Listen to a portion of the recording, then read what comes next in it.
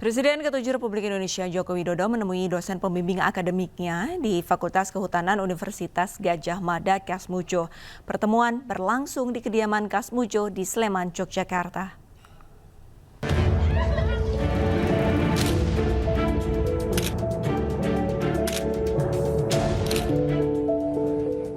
Presiden ke-7 Republik Indonesia Joko Widodo mengunjungi rumah dosen pembimbing akademisnya saat kuliah di Fakultas Kehutanan Universitas Gadjah Mada, Kasmujo.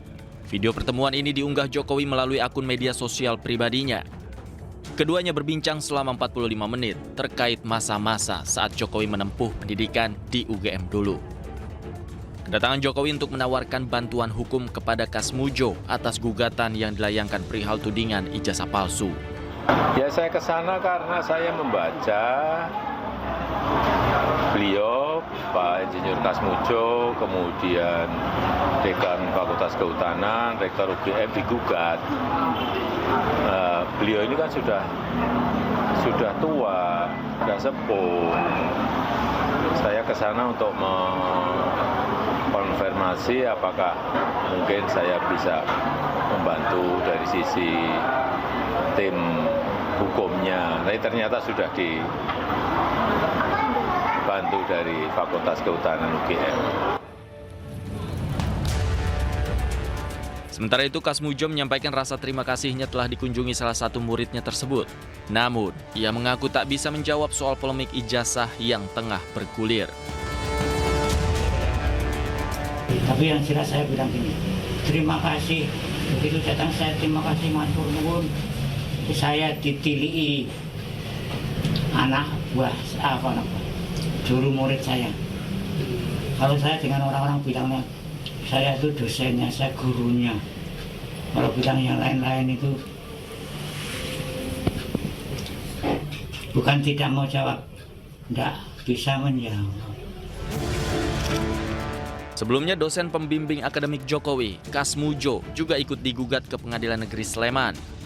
Gugatan ini terregistrasi di Pengadilan Negeri Sleman 5 Mei 2025. Sidang perdana gugatan digelar di Pengadilan Negeri Sleman pada 22 Mei 2025 mendatang. Dari Sleman, Yogyakarta, Heru Trijoko, iNews melaporkan. Sementara itu, seorang pria di Nusa Tenggara Barat mengaku merupakan teman kuliah dari Joko Widodo. Hal ini diungkapkan bahwa dirinya berinteraksi di masa perkuliahan dengan Presiden RI ke-7 Joko Widodo semasa duduk di bangku kuliah UGM.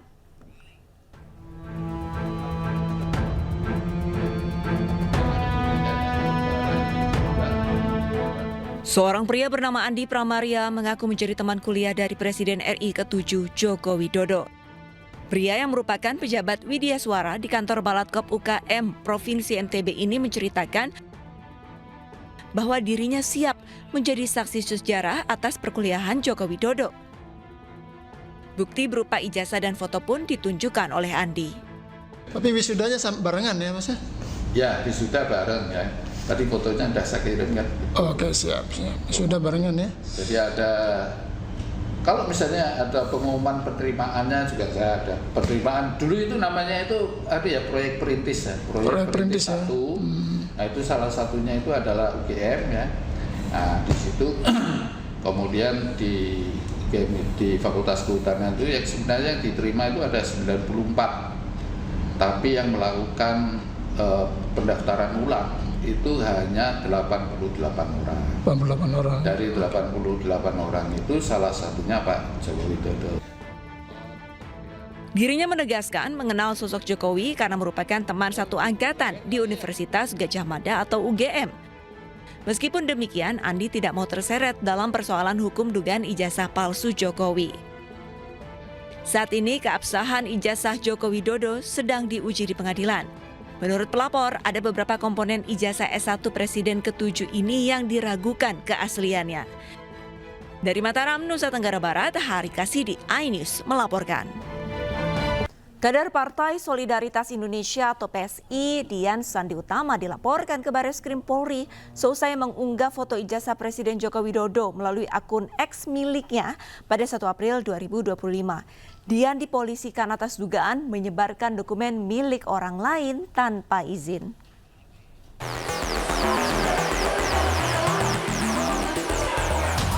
Dian Sandi Utama, kader PSI, dilaporkan oleh Profesor Yusuf Leonard Henuk, seorang dosen Universitas Sumatera Utara.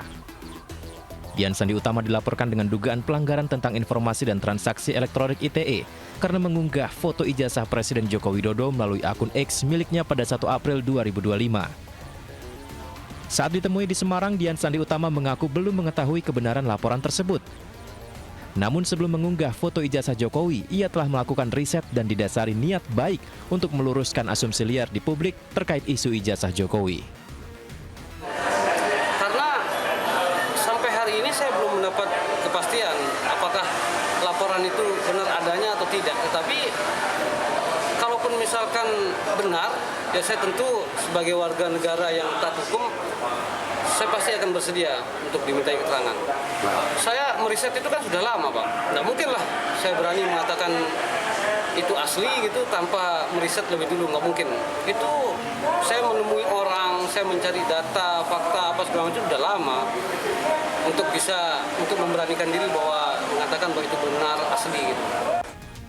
Dian Sandi Utama mengatakan masih punya data-data yang belum dikeluarkan terkait permasalahan isu ijazah Jokowi.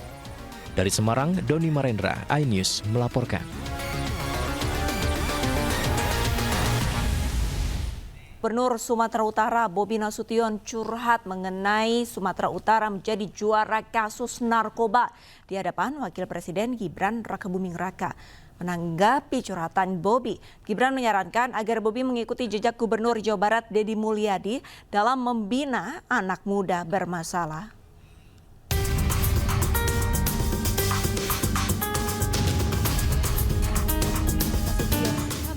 Gubernur Sumatera Utara Bobi Nasution mengungkapkan bahwa Sumatera Utara masih menjadi provinsi dengan kasus narkoba tertinggi di Indonesia.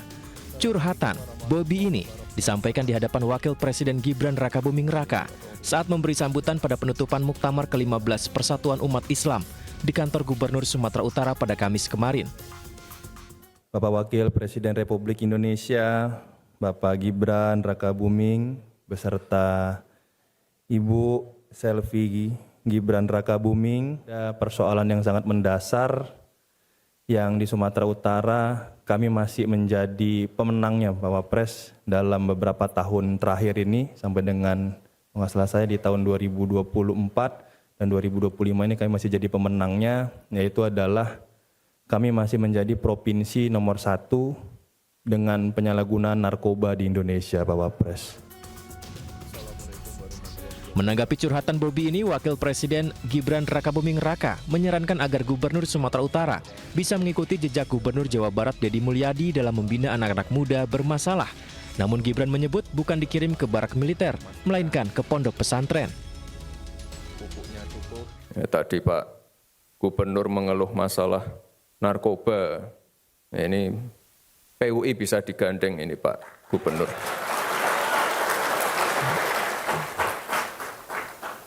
Mungkin ada gubernur Jawa Barat yang mengirim anak-anak bandel ke barak. Nah, ini bisa dikirim ke pondok-pondok pesantrennya PUI mungkin. Kita tunggu saja, apakah Gubernur Sumatera Utara benar-benar akan menjalankan saran dari kakak iparnya ini untuk mengikuti jejak Gubernur Jawa Barat dalam membina anak-anak muda bermasalah. Tim Liputan iNews melaporkan. Sementara itu pemirsa, perlakuan berbeda dilakukan Gubernur Jawa Barat Deddy Mulyadi alih-alih curhat karena tingginya angka kenakalan remaja. Deddy Mulyadi justru membuat program siswa bermasalah masuk barak militer.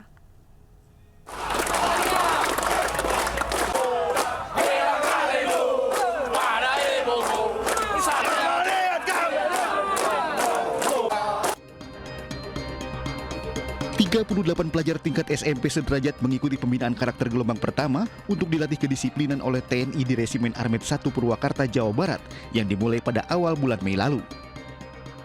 Untuk program ini, pemerintah Provinsi Jawa Barat melibatkan TNI dan Polri. Bahkan 30 hingga 40 barak ruang makan dan ruang belajar disiapkan untuk mendukung keberhasilan program ini. Sejumlah materi pembinaan juga akan diberikan dengan berkolaborasi dengan berbagai unsur. Gubernur Jawa Barat Deddy Mulyadi meyakini pendidikan militer untuk memperbaiki fenomena kenakalan remaja sudah memiliki payung hukum sendiri. Hal ini karena anak-anak tersebut diserahkan langsung oleh orang tuanya yang sudah tak sanggup memberikan pendidikan di rumah. Mengarah pada tindakan-tindakan kriminal dan orang tuanya tidak punya kesanggupan untuk mendidik. Artinya bahwa yang diserahkan itu adalah siswa yang oleh orang tuanya di rumahnya sudah tidak mampu lagi untuk mendidik. Jadi kalau orang tuanya tidak menyerahkan, kita tidak akan menerima.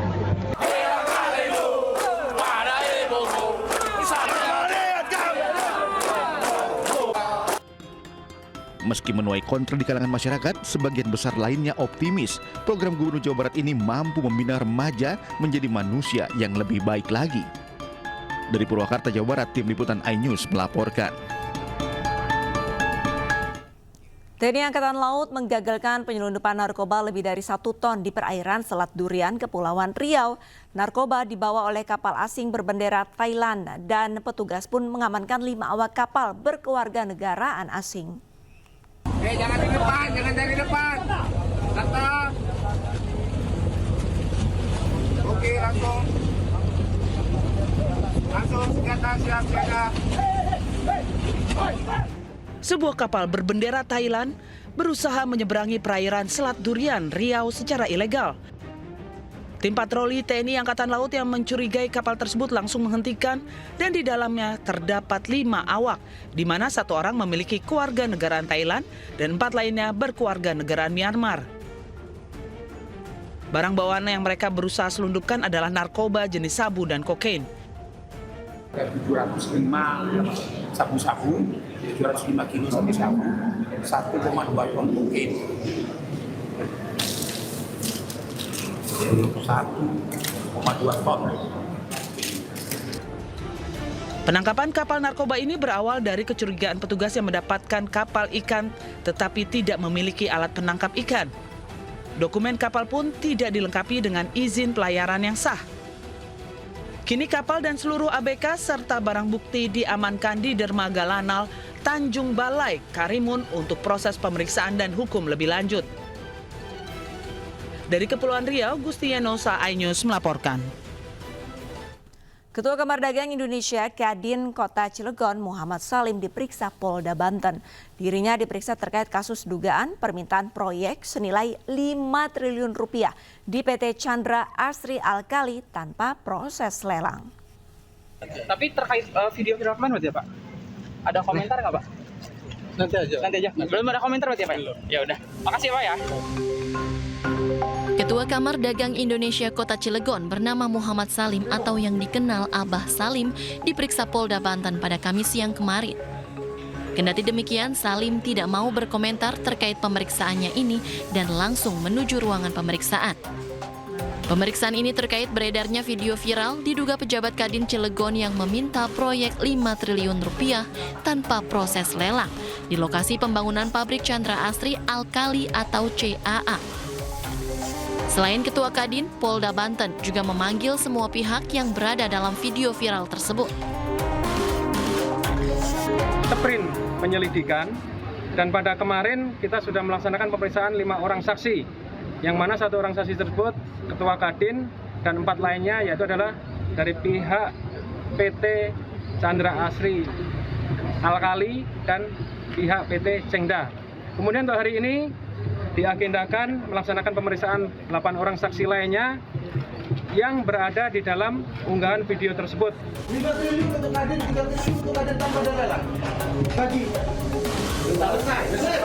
Sebelumnya, video dugaan pemalakan proyek sebesar 5 triliun rupiah tanpa lelang beredar dan viral di media sosial.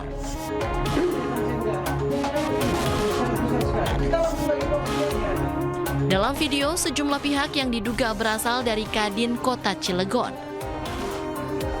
Dari Serang, Banten, Mahesa Apriandi, iNews melaporkan.